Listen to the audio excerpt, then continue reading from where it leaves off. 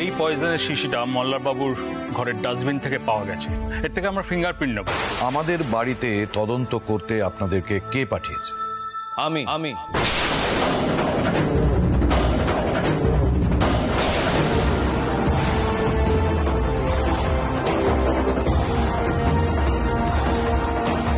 আমি ওর বড় কর্তাদের সঙ্গে কথাবার্তা বলে এই তদন্তের ব্যবস্থা করেছি পণ্ডিত বসু মল্লিক। আবার আপনি? আবার? মল্লার বাবু, আমি বারবার আসবো। আপনারা রঞ্জাকে দিয়ে মিথ্যে বয়ান দিয়েছেন, এটা আমার দৃঢ় বিশ্বাস।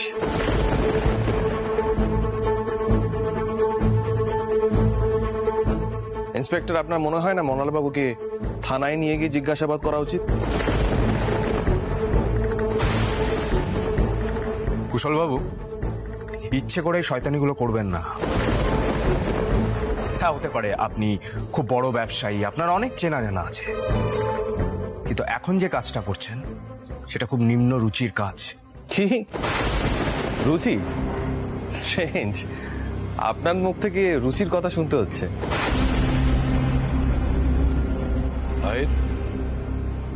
রঞ্জাকে ফোন করেছিলে? ওই বাড়ি থেকে এখানে আসতে বলেছো? রঞ্জার কিন্তু এখন এখানে থাকা দরকার। ফোন করছি তুমি? হ্যাঁ, কর। ইন্সপেক্টর, এদের হম্বি তম্বি দেখে আপনি প্লিজ থেমে যাবেন না। ওপর থেকে যেমন নির্দেশ আছে আপনি তেমনটাই করুন। এই ছেলেটা একজন অপরাধী, ক্রিমিনাল অ্যাক্ট করেছে।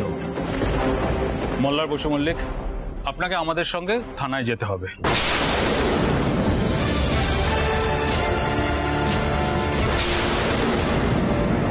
আর ওখানে গিয়ে আপনাকে জিজ্ঞাসাবাদ করার পর যদি এটা প্রমাণ হয় যে আপনি আপনার স্ত্রীকে খুন করার চেষ্টা করেছিলেন, তাহলে আমরা তখনই অ্যারেস্ট করবো আপনাকে। মানে একে মগের মুল্লুক রাখি? আমার নাতি কোথাও যাবে না। পুলিশকে নিজের কাজ করতে দিন পণ্ডিতজি, প্লিজ। রঞ্জা, রঞ্জা, আমার ছেলেটাকে বাঁচাও। রঞ্জা, তুমি তো নিজেই বলেছিলে পুলিশের কাছে যে তুমি রাগ করে বিষ খেয়েছিলে। এখন দেখো তোমার বন্ধু কি বলছে, পুলিশকে বোঝানোর চেষ্টা করছে যে বিষ নাকি তোমাকে মল্লার দিয়েছিল। আচ্ছা তুমি একটা কথা বলো রঞ্জা, আমার ছেলেটা খুনি? ও কি খুন করতে পারে কাউকে? Inspector, why wasting your time? দাঁড়িয়ে দাঁড়িয়ে এদের কথা কেন শুনছেন? মল্লার বসু মল্লিক, আপনি চলুন আমাদের সঙ্গে, চলুন। এক মিনিট।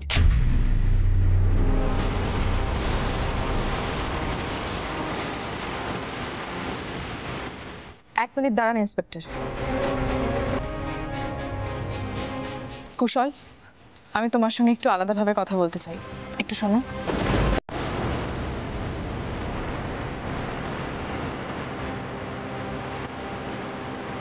কুশল, এই পাগলামিটা কেন করছো? তোমার সঙ্গে কে আছে? আমার মা? রিজুলা ম্যাডাম সবটা জানেন যেটা আমি করছি। রঞ্জা ম্যাডাম আমাকে তোমার ব্যাপারে সবটা বলেছে। ওই শয়তানটা তোমাকে ঠকিয়ে কিভাবে বিয়ে করেছে সেটাও বলেছে। আইন, আমি থানায় যাচ্ছি। তুমি রঞ্জাকে বারণ করো আলাদাভাবে কথা বলতে। তুমি যাও না ওদের ওখানে। এই ছেলেটার উদ্দেশ্য ঠিক নয়, ও যেন বাড়িতে না আসে। আমি কিন্তু ওকে সহ্য করতে পারছি না। মল্লার, তুমি কি বুঝতে পারছো তুমি নিজে রাগের মাথায় কতটা নিচে নেমে গিয়েছিলে, কতটা বিপজ্জনক কাজ করে ফেলেছিলে? সেটা কি বুঝতে পারছো একবারও? প্লিজ আহির, আমি যেটা বললাম সেটা করো।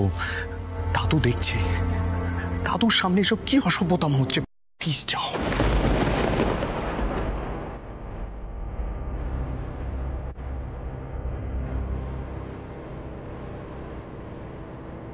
কুশল প্লিজ দেখো, আমি আমার লড়াইটা একাই লড়তে পারি, আমাকে সাহায্য করতে হবে না। আর প্লিজ তুমি এই ম্যাটারটার মধ্যে আর নাক গলিও না।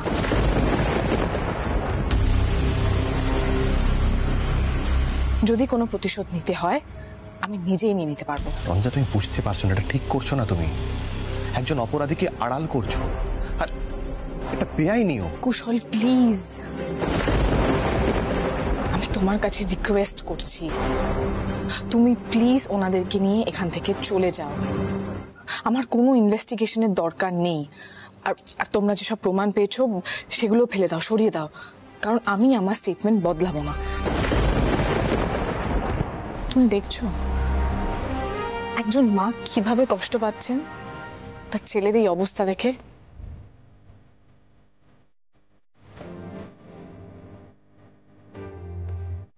আমি একজন মাকে সাফার হতে দিতে পারবো না। আর আমাকে এতটা উইক ভাবার কোনো দরকার নেই যে আমি আমার নিজের লড়াইটা লড়তে পারি না। তাই প্লিজ আমি হাত জোর করে বলছি কুশল, তুমি আমাদেরকে নিয়ে এখান থেকে চলে যাও প্লিজ।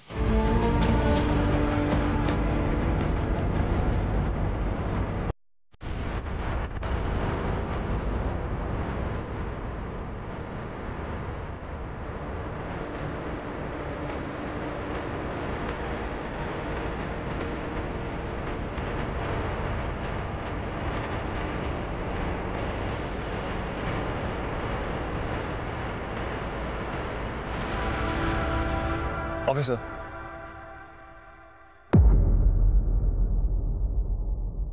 Hello sir.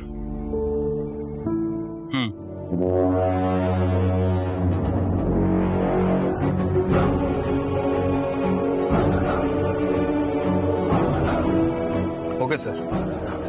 হ্যাঁ স্যার, আমরা ওই প্রমাণগুলো নিয়ে চলে যাচ্ছি।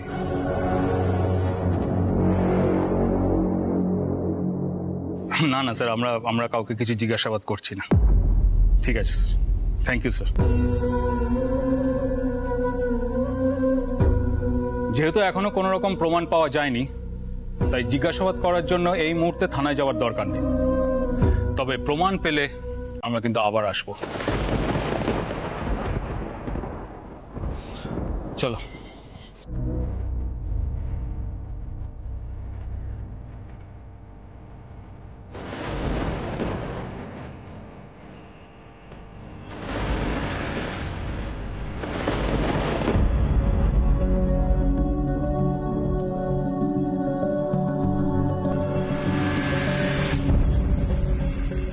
এই কি চাও কি তুমি?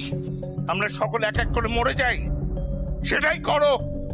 তুমি বিষ এনে দাও, তোমার চোখের সামনে আমরা সকলে বিষ খেয়ে এক এক করে মরে যাই। আস্তে আস্তে বাবা, কি করছেন কি? আপনার শরীর ভালো নয়, চলুন আপনি ঘরে চলুন। কোন ঘরে যাবো আমি? এটা একটা বাড়ি? এটা বাড়ি নয়, সমস্ত অনাথ সৃষ্টি এখানে শুরু হয়ে গেছে।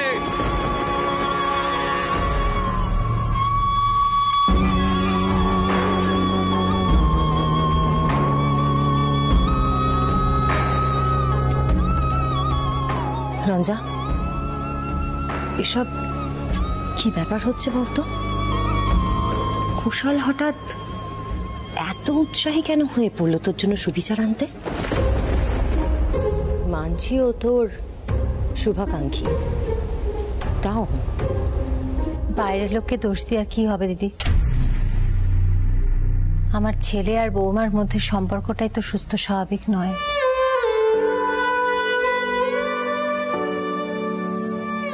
ওদের মধ্যে যে ফাটলটা রয়েছে সেটা তো সবার নজরে পড়ছে। পুরো সম্পর্কটাই তো শত্রুতার উপর দাঁড়িয়ে আছে।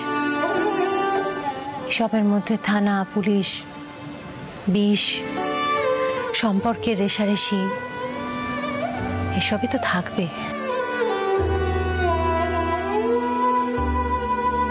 মোল্লা, তুমি যেটা করেছো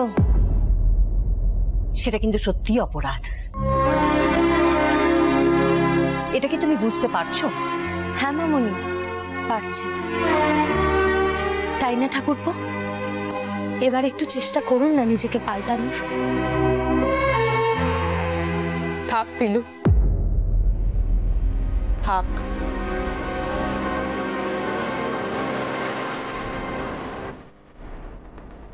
মোল্লার বসু মল্লিক যতই চেষ্টা করুক, ওর অপরাধের বোঝা কোনোদিনও কমবে না। এই সব কিছুর শাস্তি ওকে ভোগ করতে হবে। সেই ব্যাপারে কোনো সন্দেহ নেই।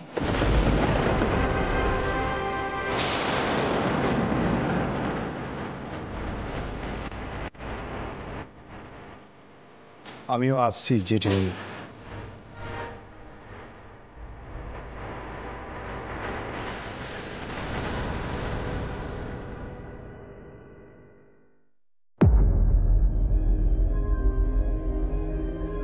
কোথায় সকলে মিলে চেষ্টা করব যাতে মল্লিকার অষ্টমঙ্গলাটা হতে পারে, তা না মাঝখান থেকে এইসব বিপত্তি। মামুনি, আমরা যেভাবেই হোক এবার অষ্টমঙ্গলার ব্যবস্থাটা করব। এভাবে নিজেদের রেষারেষি আর শত্রুতার কারণে মল্লিকা দিদির কষ্টটা তো ভুলে গেলে চলে না, তাই না?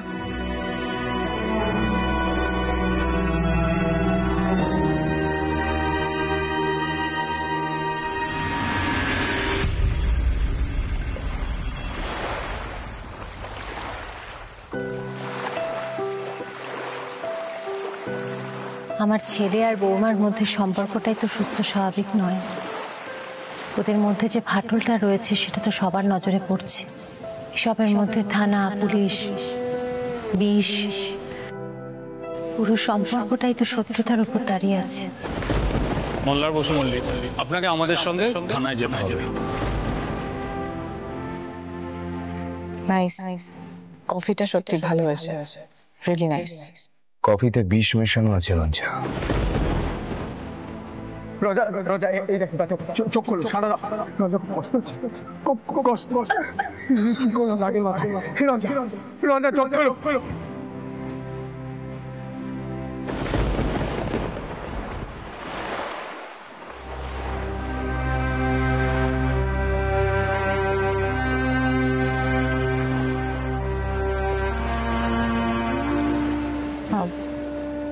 কিছু বলবেন শাশুমা?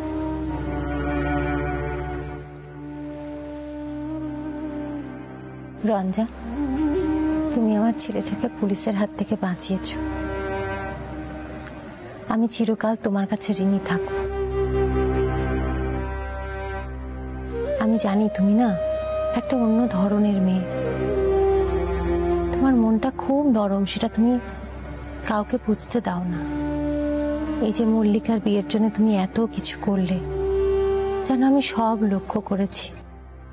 আমি তোমার জন্য কিচ্ছু করতে পারি না গো, আমার এত সাহস নেই।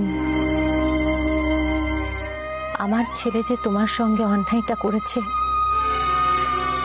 তার জন্য আমি তোমার কাছে ক্ষমা চাইছি রঞ্জা। না না শাশুমা, আপনি ক্ষমা চাইবেন না। আপনি কেন মাথা ঝোঁকাবেন? সত্যি কথা বলতে কি, এ বাড়িতে আসার পরেই আমি মেয়েদের কষ্টটা বুঝতে শিখেছি। আগে এতটাও ভালো ছিলাম না। তবে আপনার ছেলে যা করেছে তার শাস্তিও পাবে, কিন্তু পুলিশ, আইন, আদালত এইসব দিয়ে তো আর সব অপরাধের শাস্তি হয় না।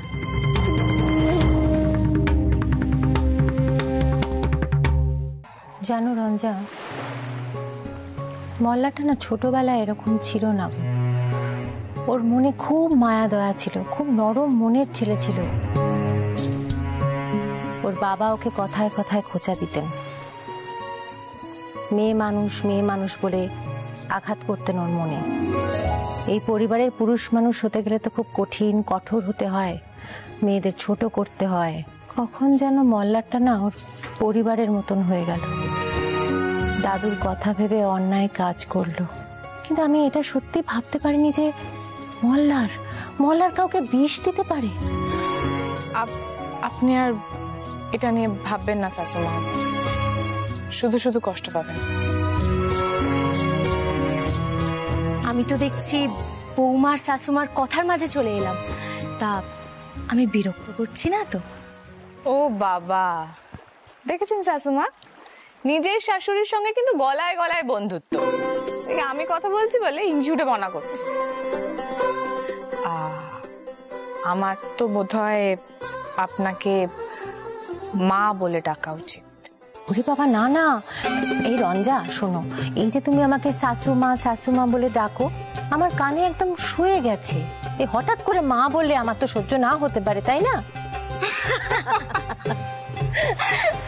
বলছি বৌমা, তুমি মল্লিকা দিদির কথাটা বলেছো শাশুমাকে? হ্যাঁ হ্যাঁ, ঠিক বলেছো। শাশুমা একটু শুনুন, দেখি শুনুন।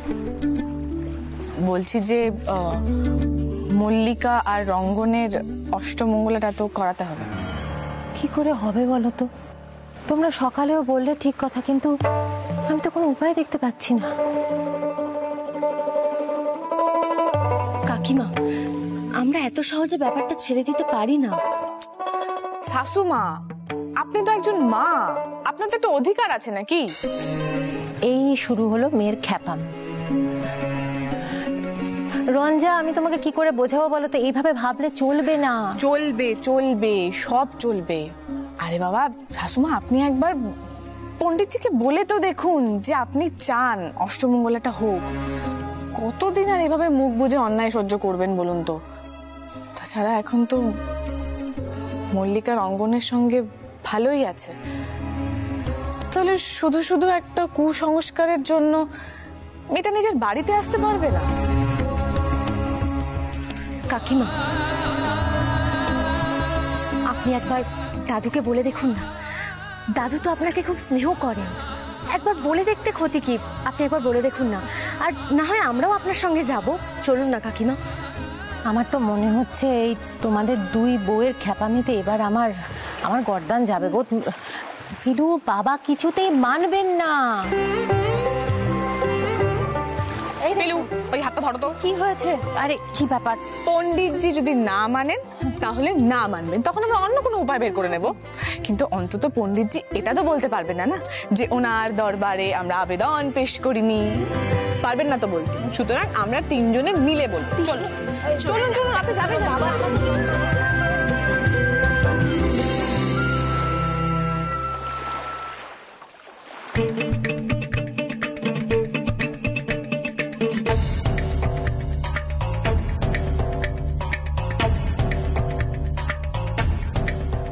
রঞ্জা, বলছি ছেড়ে দাও তোমরা। হ্যাঁ, বাবা কিন্তু ভীষণ রেগে যাবেন।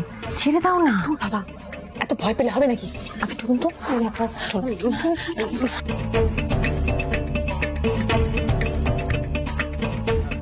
কে কে ওখানে?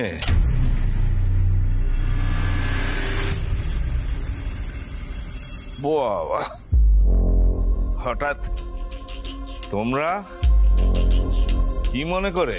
কি চাই কি?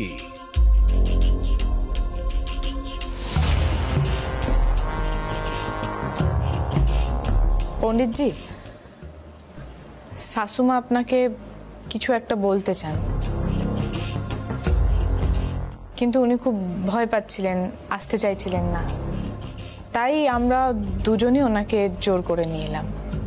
ভাবলাম আপনার দরবারে একটা আরজি তো পেশ করে দেখাই যায়, কি হবে? বড়জোর আপনি নামঞ্জুর করে দেবেন, কিন্তু আরজি জানানোর জন্য তো আর ফাঁসিতে চড়াবেন না, বলুন পণ্ডিতজি? কি বড্ড বাচাল মেয়ে তুমি। মেয়েদের এত কথা বলা মানে পদে পদে সর্বনাশ ডেকে আনা। সেই সর্বনাশ তুমি ডেকে আনছো। ছোট বৌমা, কি হয়েছে? বাবা, বলছিলাম যে আমি আপনাকে একটা কথা বলতে এসেছি, যদি আপনি অনুমতি দেন। রাগ করবেন না বাবা। আরে বাবা, এত ভনিতা না করে স্পষ্ট ভাবে বলো, কি চাও? দাদু, আমরা মল্লিকা দিদিকে অষ্টমঙ্গলায় বাড়িতে নিয়ে আসতে চাই। কি?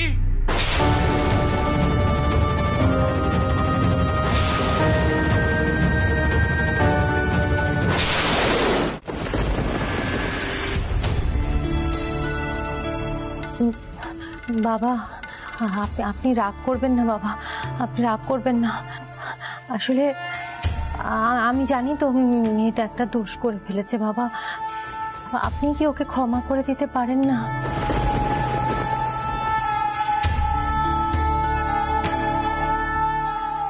আমাদের দ্বারা শাশুড়ি যে এই পরিমাণ প্রভাবিত হতে পারে সেটা আমার না দেখলে বিশ্বাস হতো না। তোমার কি সব বোধ বুদ্ধি হারিয়ে গেছে ছোট বৌমা? তোমার সাহস হলো কি করে আমার সামনে এসে দাঁড়িয়ে এইসব কথা বলতে? যাকে আমি ত্যায্য করলাম তাকে তুমি ঘরে ঢোকানোর কথা ভাবছো? বাবা, আমি আসলে আপনার কাছে মিনতি করতে এসেছিলাম, যদি আপনি দয়া করেন। মেয়েটা তো আমার বড্ড অভাগী বাবা। কি অভাগী? অভাগী? যে মেয়ে নিজের বিয়ের রাত্রে স্বামীকে হারায় সে মেয়ের তো নিজের ভাগ্যটা বোঝা উচিত ছিল। কিছু না ভেবে আরেকটা বিয়ে করে ভাগ্য ফেরাতে চলে গেল বেহায়ার মতো। আবার ঘটা করে তার অষ্টমঙ্গলার কথা ভাবছো? কোনোদিনও ওই মেয়ে বাড়িতে ঢুকবে না, আর ওই বাড়ির ছেলে কোনোদিন যেন জামাই হয়ে আমার সামনে এসে না দাঁড়ায়। এমন অপমান করব যে পালাবার পথ পাবে না, আমি বলে দিলাম। জানতাম আপনি যে এটাই বলবেন, এটা আমরা খুব ভালো করে জানতাম, কিন্তু তাও এসেছিলাম এই আশায় যে যদি আপনার শুভ বুদ্ধি একটু হলেও জাগে। কিন্তু না, ভুল ভেবেছিলাম আমরা এখন এখান থেকে চলে যাচ্ছি। কিন্তু আপনাকে একটা কথা জানিয়ে দিই পণ্ডিতজি, মল্লিকা আর রংবনের অষ্টমঙ্গলাটা হবেই।